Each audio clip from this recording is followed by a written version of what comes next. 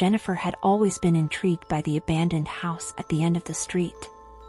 She had heard stories about how it was cursed, haunted by generations of the previous owners who had all met tragic ends.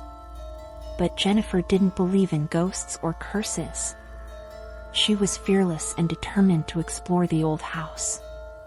One night, she gathered up her courage and snuck into the house.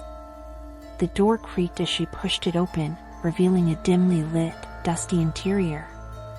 The only sound was the soft rustling of her footsteps as she walked, her flashlight creating eerie shadows on the walls. As she made her way through the house, she felt an overwhelming sense of unease.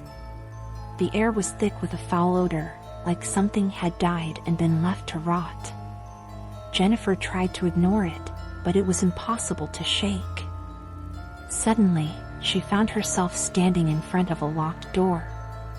She was tempted to leave, but the thought of what could be behind that door was too tantalizing to ignore. She picked the lock and carefully opened the door, peering into the darkness.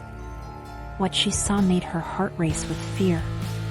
The room was filled with strange symbols and candles arranged in a circle. And in the middle of the circle was a figure, dressed in black robes, chanting in a language Jennifer didn't recognize. Before she could run, the figure turned towards her, and she could see its eyes glowing bright red. Jennifer felt as if she was being pulled into a terrifying vortex, a world filled with unspeakable horrors. Suddenly, she woke up screaming, realizing it was just a nightmare. But the nightmare didn't end there. Every time she closed her eyes, she could see the ghostly figure from the abandoned house standing before her, beckoning her to join it in eternal darkness. Jennifer couldn't shake the feeling that the figure would follow her wherever she went. She moved away, but the figure continued to haunt her in her dreams. One night, Jennifer woke up to find that her room was filled with a strange mist. In the corner of the room stood the ghostly figure from her nightmares, and she knew instantly that it had come for her soul. She tried to run, but her legs wouldn't move. The figure slowly approached her, its eyes glowing brighter and brighter. Jennifer closed her eyes, ready for the inevitable end. But then, as quickly as it had come, the figure vanished.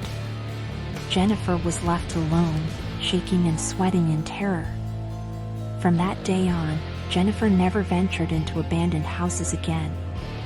She learned that some stories are best left as myths, and that some places are best left unexplored.